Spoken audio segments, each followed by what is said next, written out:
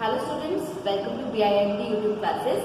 बीबी final year का अपना subject है मैनेजमेंट इन्फॉर्मेशन सिस्टम। उसमें हम अपने यूनिट 2 का नेक्स्ट टॉपिक कर रहे हैं, जो है हमारा decision making tools and procedures. Decision making का टॉपिक हमारा चल रहा है, तो उसमें आज हम उसके डिसीजन मेकिंग के कौन कौन से टूल्स होते हैं, कौन कौन से प्रोसीजर्स को हमें फॉलो करना होता है, ये सारा हम डिटेल में पढ़ेंगे। तो सबसे पहले the following are the 5 important elements of decision making. कौन कौन से मेन एलिमेंट्स होते हैं जिनकी बेसिस पर हम डिसीजन लेते हैं? वो है concept of good decision, second is environment of decision, then psychological elements of decision, timing of decision and communication of decision। जैसे कि ये 5 पॉइंट्स है हमारे टूल्स है डिसीजन मेकिंग के, जिनके ऊपर हम डिसीजन के बेसिस पे हम डिसीजन लेते हैं। तो फर्स्ट ऑफ ऑल हमारा है कंसेप्ट ऑफ गुड डिसीजन, कि हमारा कॉन्सेप्ट क्या होना चाहिए गुड डिसीजन लेने का। The most important task before the manager of any enterprise is to take a good decision. The objective of an enterprise can be achieved only by a good decision. A good decision is always acceptable to all reasonable person and is based on sound judgment and factual information। ठीक है, तो हमारा main decision making का क्या है कि हमारा जो डिसीजन है गुड होना चाहिए, साउंड होना चाहिए, ताकि सब उसे इक्वली और इजीली एक्सेप्ट कर सके। नेक्स्ट है इन्वायरमेंट ऑफ डिसीजन। कैसा इन्वायरमेंट होना चाहिए जब हम डिसीजन लेते हैं? तो टेंशन फ्री होना चाहिए, बर्डन नहीं होना चाहिए, बायसनेस नहीं होना चाहिए। ये बेसिक पॉइंट्स है। फिर भी इसके अंदर क्या लिखा है? The success and failure of the whole enterprise depends on the nature, procedure and standard of a decision taken by its manager. The organisation environment and formal structure divides the relationship between units of one hand and individuals on the other hand. कि हमारा क्या है कि जो relationship है हमारा, उसमें units का और इंडिविजुअल्स का अलग अलग जगह पर है। ठीक है, तो उनको एक लिंक बनाता है हमारा decision. This relationship forms the basis of environment prevailing in the organization and indirectly affects the decision. Similarly, political, social and economic situation in and outside the organization affects the decision which the manager takes for the implementation of the enterprise की। जो भी हम decision एक manager लेता है वो सब उसके इन्वायरमेंट, चाहे उसका फिजिकल है, चाहे उसका पॉलिटिकल है, चाहे ज्योग्राफिकल उसका इन्वायरमेंट है, ये किसी भी तरीके का इनसाइड आउटसाइड हर तरीके का इन्वायरमेंट उसके डिसीजन को इफेक्ट करता है। Next is psychological elements in decision, कि साइकोलॉजिकली कितना, मेंटली कितना स्टेबल है एक मैनेजर डिसीजन लेने टाइम, ये चीजें इफेक्ट करती है एक good decision. Every manager takes decision on the basis of the given facts, information and scientific analysis, but out of many alternatives his choice falls on his element. It is a choice on which his psychological impact is felt. In fact, psychologically manager comes closer to the choice, and that is why he feels like choosing the one which he feels is in the best interest of the whole enterprise. ठीक है, the manager's habits, temperament, social environment, upbringing, domestic life and political leanings all have a trace on his choice of alternative, consequently on his decision।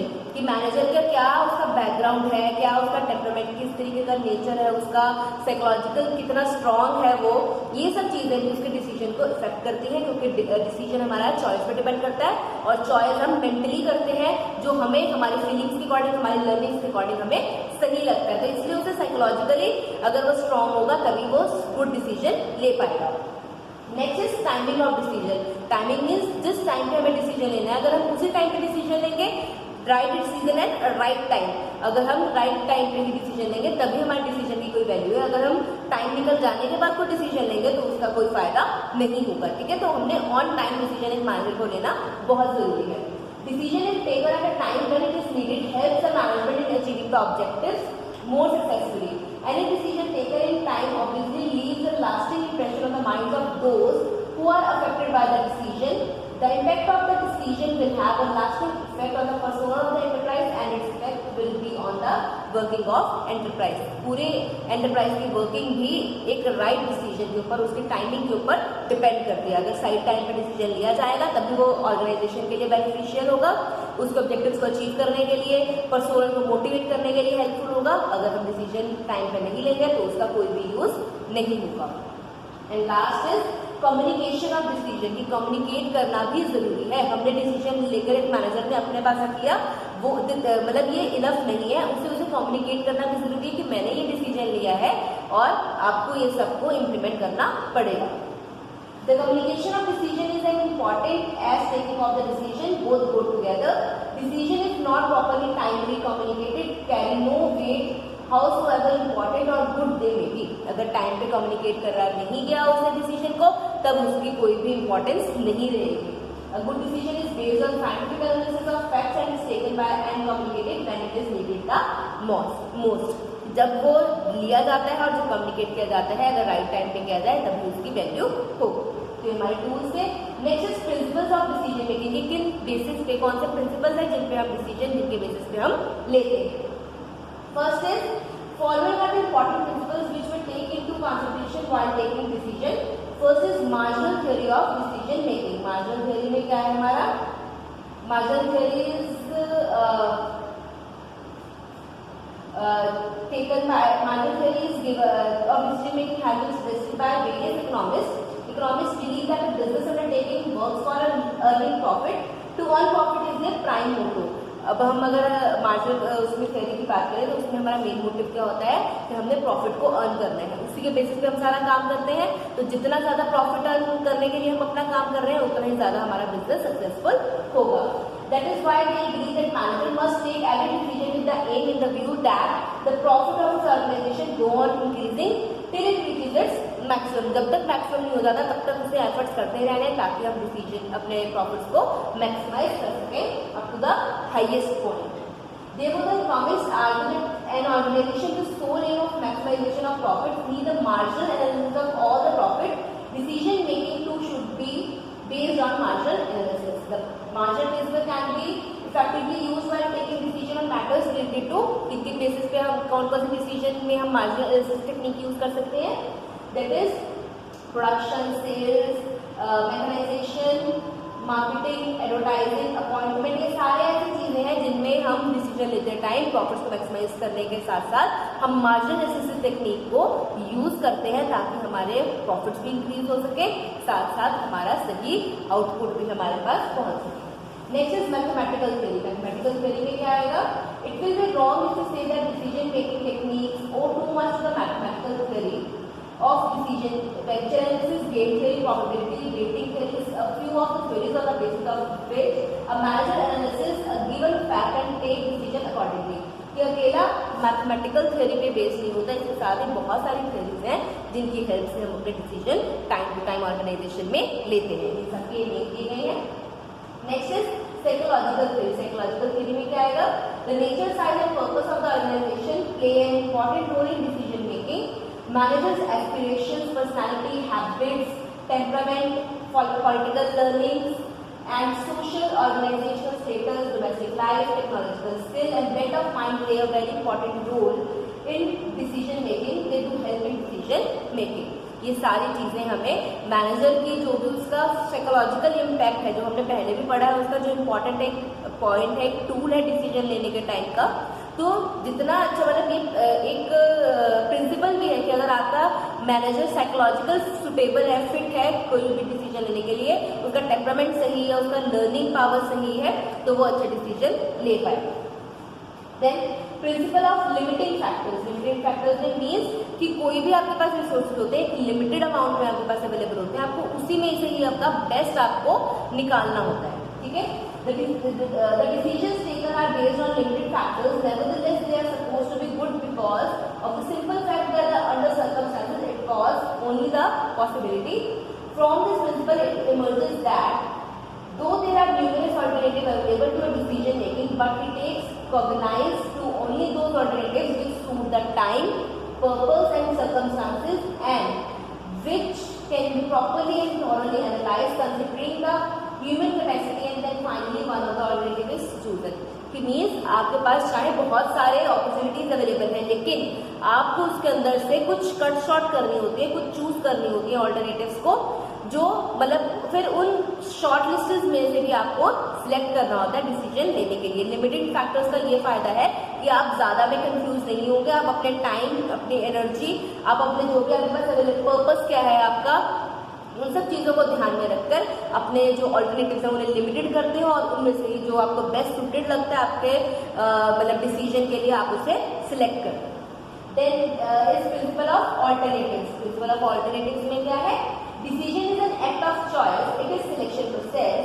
Out of many available alternatives the manager has to choose one which he considers best in the given circumstances and purpose कि उसके पास alternatives बहुत ज़्यादा available होते हैं, लेकिन उसे choose वही करना है जो उस सर्कमस्टांस में उसके लिए बेस्ट है। Then principle of participation, principle of participation का टॉपिक इंपॉर्टेंट है, आपको शॉर्ट नोट में भी कई बार आ जाता है। इसमें क्या है, this principle is based on human behaviour, human relationship and psychology. Every human being wants to be treated as an important person. If it is not possible to afford him a VIP treatment, this helps the organization in getting maximum from every person, at least from those who have been giving place of importance and honor. Principal of participation में ये है कि जितने भी आपके employees हैं, जितना भी आपका स्टाफ है आपके साथ वर्किंग कर रहा है, उन्हें पार्टिसिपेशन का इक्वल चांस, इक्वल अपॉर्चुनिटी मिलनी चाहिए, ताकि वो इक्वली हर मतलब डिसीजन मेकिंग अपने जो प्रोसीजर है उस पर पार्टिसिपेट कर सके, अपने व्यू पॉइंट दे सके। इससे क्या होगा कि उन्हें लगेगा they are the part of the organisation और वो और अच्छी तरीके से अपने काम को करेंगे। और डिसीजन मेकिंग में अगर उनका सपोर्ट होगा तो उन्हें लगेगा कि अगर मैंने डिसीजन मेकिंग में सपोर्ट लिया है तो मुझे इस डिसीजन को मानना भी है, तो वो अपने पूरे एफर्ट्स करेगा उस डिसीजन को, जो भी उसने चीज डिसाइड की है उसे इम्प्लीमेंट करने और करवाने का। ठीक है, participation signifies that subordinates, even if they are not concerned, should be consulted and due weightage should be given to their viewpoint. This makes all of them feel that they are very much part of the decision. Further, the principle of participation is being popular due to the following reasons. किन reasons से popular है? The participants feel that the business is their own of which they are important parts. उन्हें लगता है कि उनका खुद का बिजनेस है जिसका वो एक important हिस्सा है। Opposition to a decision is considerably reduced, and those who are carrying to the decision, those who are to carry the decision are gladly accepting if any changes being introduced. क्योंकि खुद ही participate कर रहे हैं, खुद ही decision ले रहे हैं, तो उसे अपोज करने का कोई चांस ही नहीं लगता, और कुछ चेंजेस आते हैं तो वो भी उसे इजीली एक्सेप्ट कर लेते हैं। Then guidance and direction function of management are being easily perform, कि इजीली गाइड भी आप कर सकते हैं और डायरेक्शंस भी दे पाते हैं। Decisions are the result of best possible selection of the alternatives, therefore decisions may yield results to advantage of the organisation on the expected line. ठीक है, तो डिसीजन क्या है हमारा, ऑल्टरनेटिव्स को हमने अच्छी तरीके से चूज किया है सबकी हेल्प से, तो हमें बेस्ट यील्ड, बेस्ट आउटपुट भी प्रोवाइड करता है। Increase in the efficiency of workers, development of coordinated efforts, development of good human relations, development of team spirit and better understanding because of good human relations, and assurance of growth and prosperity to both the organization as well as the whole working force, managerial, supervisory and operating। ठीक है, ये सारे points हैं कि किस reason के साथ participation, principle of participation इतना इंपॉर्टेंट है डिसीजन मेकिंग।